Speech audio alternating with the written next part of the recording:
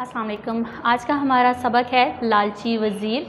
तर्जमा। लालची वज़ीर का जो मुसन्निफ़ हैं वो हैं बशीर अहमद बलोच। ठीक है, बशीर अहमद बलोच ने बलोची से उर्दू में इसका तर्जमा किया है इस सबक का, और ये इनकी किताब से लिया गया है। और इनकी किताब थी शामिल निसाब कहानी। बशीर अहमद बलोच की जो किताब है मुरतब करदा बलोची लोक कहानी से लिया गया है।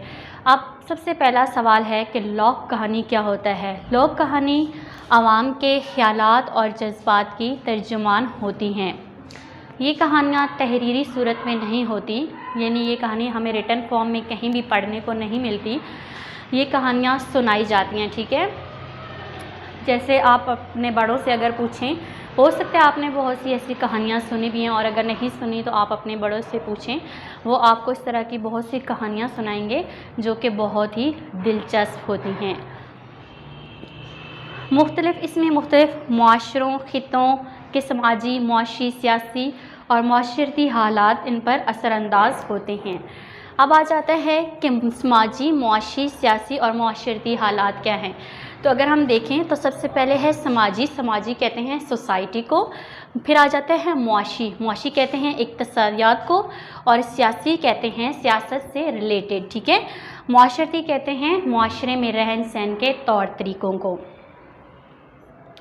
अगर हम लोक कहानी के अनासिर और अवामिल की बात करें तो इसमें दो अनासिर और अवामिल हैं।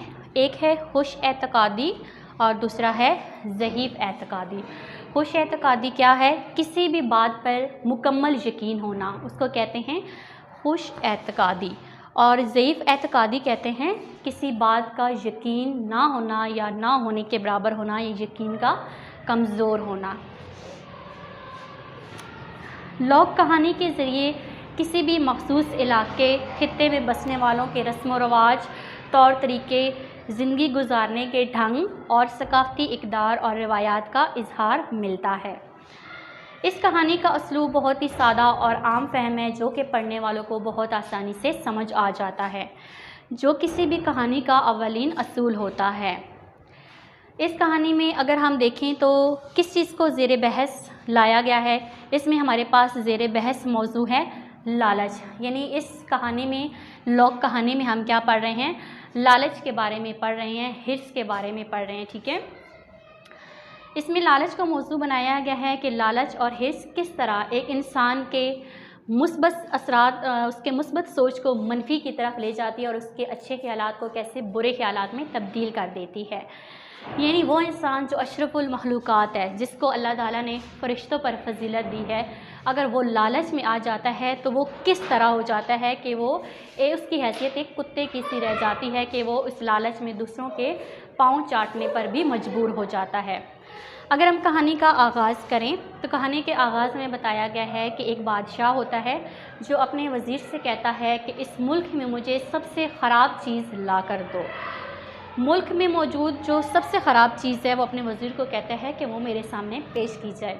अब वज़ीर अपने घर चला जाता है और वो घर जाकर सोचता है, बहुत ज़्यादा सोचता है कि ऐसी कौन सी चीज़ है जो इस मुल्क में सबसे ज़्यादा ख़राब है। वो इसी परेशानी में होता है कि वो शहर से बाहर निकल जाता है। जब वो शहर से बाहर निकलता है तो वो एक वीराने में पहुंच जाता है, एक जंगल में। ठीक है, जहाँ पर आबादी नहीं होती।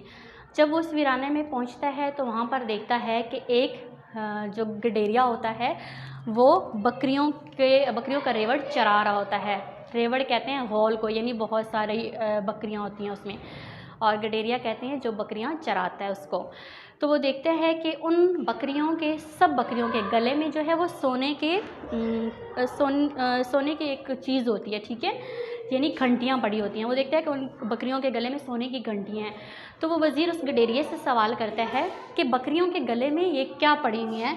तो जो गडेरिया होता है वो उसको जवाब देता है कि बकरियों के गले में ये पत्थर लटक रहे हैं, मैंने इन बकरियों के गले में पत्थर बांधे हुए हैं। वज़ीर ने पूछा कि ये पत्थर कहाँ से मिलेगा, मुझे भी वो जगह बताओ, मैंने भी ये पत्थर लेना है।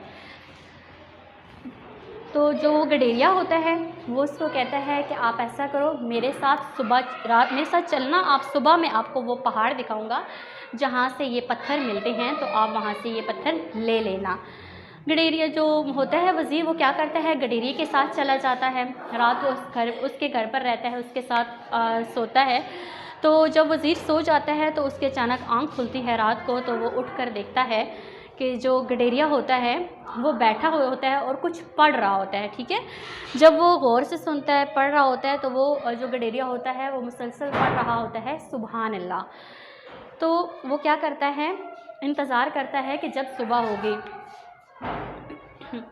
इसी तरह वो सुबह का जब इंतज़ार करता है, रात ख़त्म होती है, वो दोनों नाश्ता करते हैं। तो नाश्ते के बाद जो वज़ीर होता है वो गडेरिया से कहता है कि अब मुझे उस पहाड़ पर ले चलो जिस पर ये पत्थर मिलते हैं।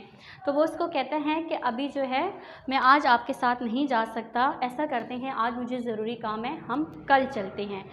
तो उससे वो वज़ीर कहता है कि आप ऐसा करें, मुझे इन बकरियों के गले से ही कुछ पत्थर उतार कर दे दें, वो मैं अपने पास रख लेता हूँ और आप नए जब पत्थर लाएंगे तो उसके गले में डाल दीजिएगा। तब उसको वो गडेरिया कहता है कि ठीक है, मैं आपको ये पत्थर उतार देता हूँ, लेकिन उसके लिए क्या है, एक शर्त है, आप ऐसा करो कि जिस तरह इन बकरियों का दूध कुत्ता जिस बर्तन में पीता है उसी बर्तन में आप भी अगर दूध पियो तो मैं आपको क्या करता हूँ, ये पत्थर दे देता हूँ। अब वो जो वज़ीर होता है वो इस कदर लालची होता है कि वो उन पत्थरों को हासिल करने के लिए उसने उसकी ये बात भी मान ली, यानी कि वो कहता है कि ठीक है, मैं इस तरह जिस बर्तन में कुत्ता, यानी जिस तरह कुत्ता पीता है ना दूध उस बर्तन में, तो मैं इस तरह पीने के लिए तैयार हूँ। वो ज़मीन पर अपने घुटने टेक देता है। तो तब वो उसको कहता है गडेरिया कि क्या तुम्हें अभी भी ये बात समझ नहीं आई कि सबसे बुरी चीज़ कौन सी है? सबसे बुरी चीज़ है लालच, ठीक है। तो वो ये बता रहा है कि सबसे बुरी चीज़ लालच है, यानी लालच में एक इंसान जो अशरफुल मखलूक़ात है, जिसको अल्लाह ताला ने फ़रिश्तों पर बरतरी और फजीलत दी है, लालच उसको कहाँ तक ले गई है, एक कुत्ते की सूरत में कुत्ते की तरह दूध पीने तक, यानी उसके गंदे बर्तन में जो कि नापाक है, ठीक है। तो इसमें हमें ये बताया गया है कि लालच किस कदर बुरी चीज़ है और इंसानी ज़िंदगी पर और उसकी सोच और उसके किरदार पर किस तरह बुरे असरात मुरतब करती है। ये था हमारा आज का मौजू, जिसमें हमने सीखा कि जो बशीर अहमद बलोच ने लालची वज़ीर कहानी, लोक कहानी लिखी है, तो उसमें उन्होंने क्या किया है कि एक ऐसे इंसान के बारे में, ये तो सभी को पता है कि लालच बहुत बुरी चीज़ है, लेकिन लालच में एक इंसान किस हद तक जा सकता है, इस सबक में इसकी अक्कासी की गई है, ठीक है। उम्मीद करती हूँ कि आज का मेरा सबक आपको समझ आ गया होगा। इंशाल्लाह कल मिलते हैं अपने नए सबक।